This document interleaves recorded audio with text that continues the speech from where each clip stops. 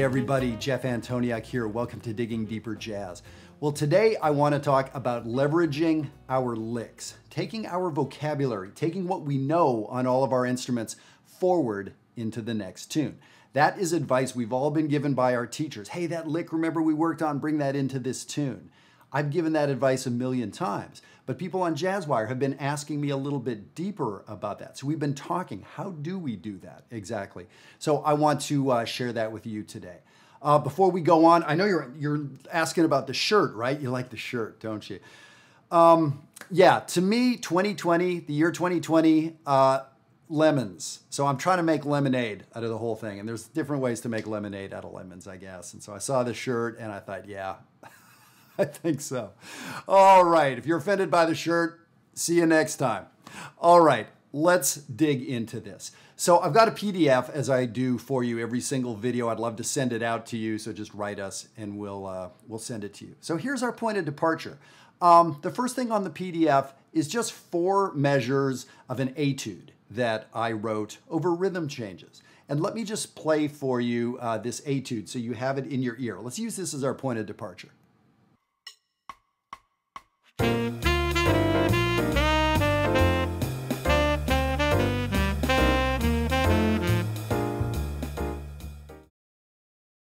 Okay, so let's say that's the brilliant stuff you have sitting on your music stand. That's an etude you like, it's a lick, it's a transcription, it's a source of material. So now, to complete the scenario, item number 2 on the sheet is a new song we're playing. Let's say we're playing My Little Suede Shoes by Charlie Parker. It's in a different key, it's a different feel, it's in a different tempo, and the chord changes are different. So here's the scenario.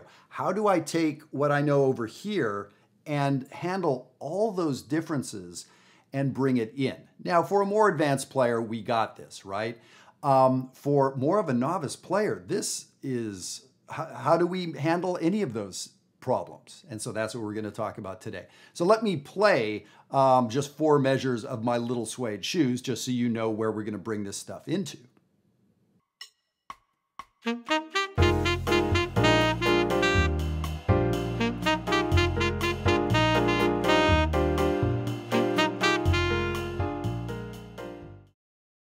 All right, so let's see if we can figure out how to combine those things, how to get one into the other. Before we do that, I want to let you guys know I have a streaming gig coming up. We're in the middle of the COVID virus, and if a musician on earth has a gig, they're probably streaming. So there's a great club near me here in Maryland on the East Coast of the United States, The Mainstay. Fantastic place to stay. They are doing streaming gigs. They are $5 each is all you need to pay. The gig is on Friday, September 11th, 2020, and it's at 7 p.m. Eastern Standard Time, New York City time. So wherever you're at in the world, if you can tune in at 7 p.m., this is the place to spend $5 for a ticket to hear a set of jazz. It's a fantastic group. My band, hell of a band, the group, the music that you hear at the end of the video. And by the way, if you can't watch it in real time, the stream will be up there for a week. So you can, buy the $5 ticket and watch it at any point in the next week. So I hope you take advantage of that. Okay, so getting back to what we're doing here. In this example, I've identified 2 ideas that I thought might be interesting, both of which I stole from somewhere. So the first idea is just this. Really cool diatonic lick. There's a little lower neighbor in there, a little kind of half-step thing. Great. And then the second one.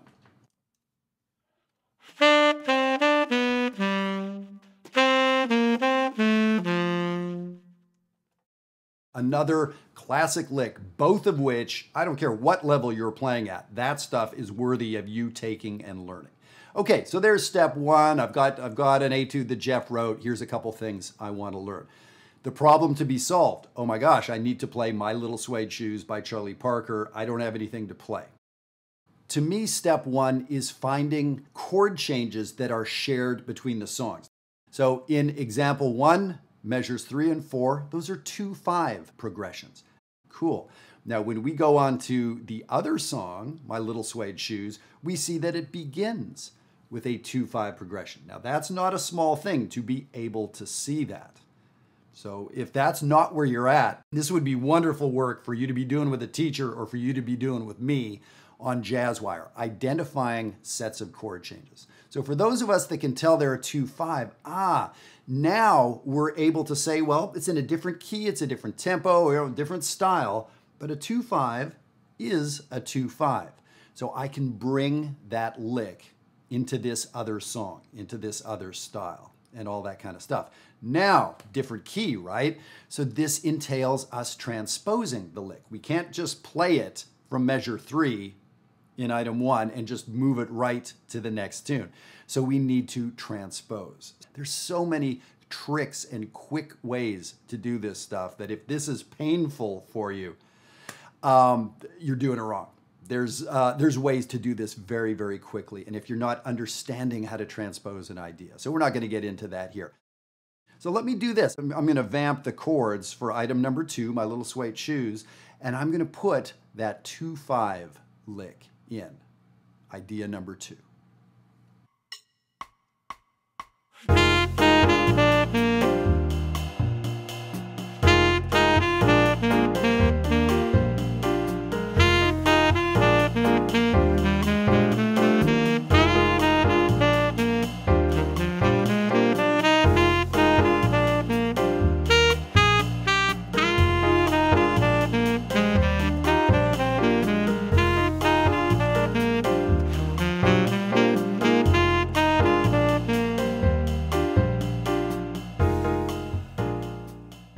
That's how we bring vocabulary from one to another. Jazz is impossibly hard stuff to do. This is so hard.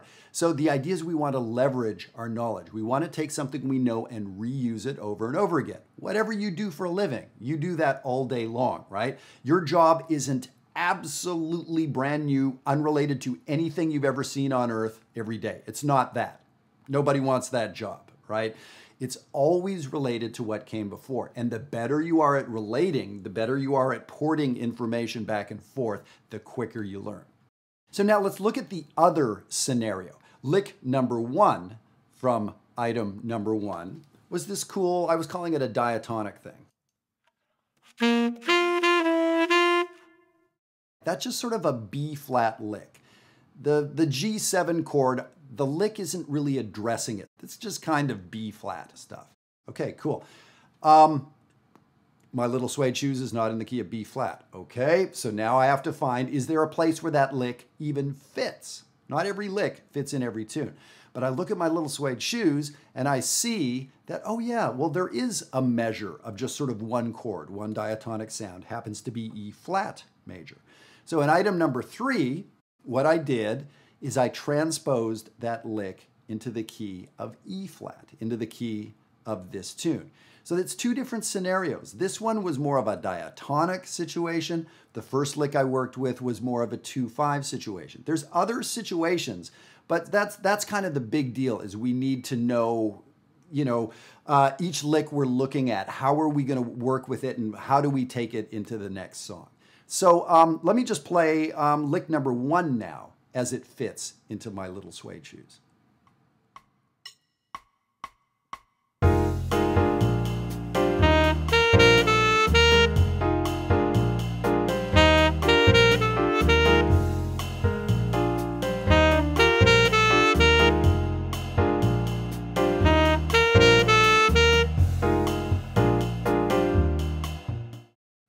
Right, so I had to be kind of hip enough, sort of educated enough to realize that when the band counts in, I don't come in right on beat 1 because I have to wait. That lick fits best in the second measure.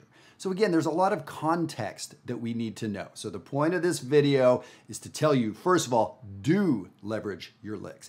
Second of all, this idea that very different songs, different styles, different keys, different tempos, almost always there's material we can take across from one to another.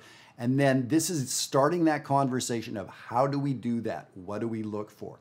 So here's this great diatonic lick. So it so happens I was able to take 2 licks from 4 measures of this tune and bring them in to the next tune. Now, In item number 3, I put them side by side where they would fit. Now, do they work? Are they going to sound any good together? They weren't side by side in the first etude. So let's play it and see how it sounds. Item number 3.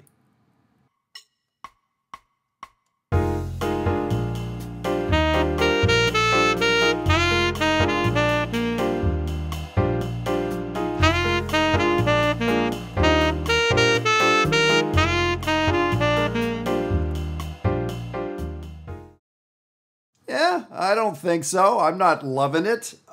It's like knowing a quote from a famous book, a quote from a famous movie, doesn't mean you can bang them side by side in a sentence and have them make sense.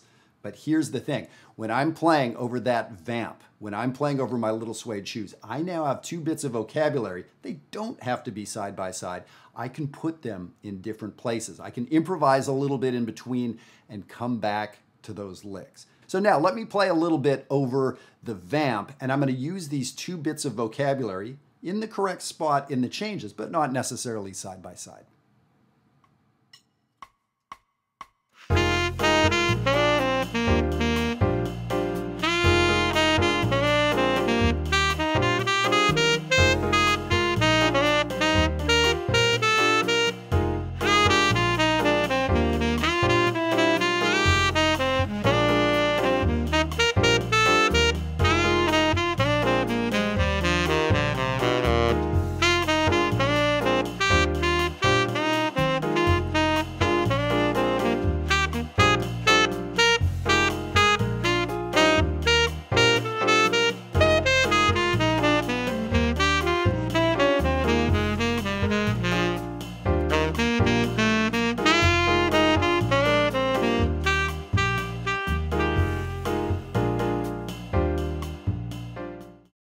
All right, so I was just vamping item number 2 and putting in those licks. Now you probably noticed I was changing the rhythm a little bit. I would syncopate them different. Yeah, they aren't swing licks anymore. They're Latin licks. And I was trying to add some personality. I was trying to make them not sound like licks. I was trying to, make them kind of sound like I was speaking with slang or with some vernacular or something like that. And there were times I noticed that I did put the 2 licks side by side. I didn't think I'd like it, but there was time I was able to make sense of having those 2 quotes side by side in a sentence, and it seemed like it flowed off the tongue a little bit. So yeah, this is the kind of work to do. Now, so like I said, I opened up a couple cans of worms. How do we transpose? How do we even identify licks that are valuable or that we should learn? How do we know in that next tune where they will fit? Well, yes, that is the work we do day in, day out at Jazzwire. We have 3 communities, and each community is working on a different song every week. So it turns out the blue community is working on Yes or No, a Wayne Shorter tune. The red community is working on Hot House, a Tad Dameron bebop tune that Bird and Dizzy used to play. The green community is working on My Little Suede Shoes. And this is exactly the kind of stuff we do. So if this is so mysterious to you, or if it makes sense, but you put 2 pieces of music side by side and you're just not sure what to do with them, yeah, that's a bottleneck that I want to help you with. Because like I said, things move fast when you can take information and have it inform a new situation. People that do that are called professionals, that are great at taking information that worked for me last week, and now how do I make it work for me better this week? It's a big deal. All right, hope you enjoyed that, and I hope it kind of lights a fire under your butt and, make lemonade out of everything. Okay, you guys. And I hope I'll see you on the streaming concert on Friday, September 11th. Take care.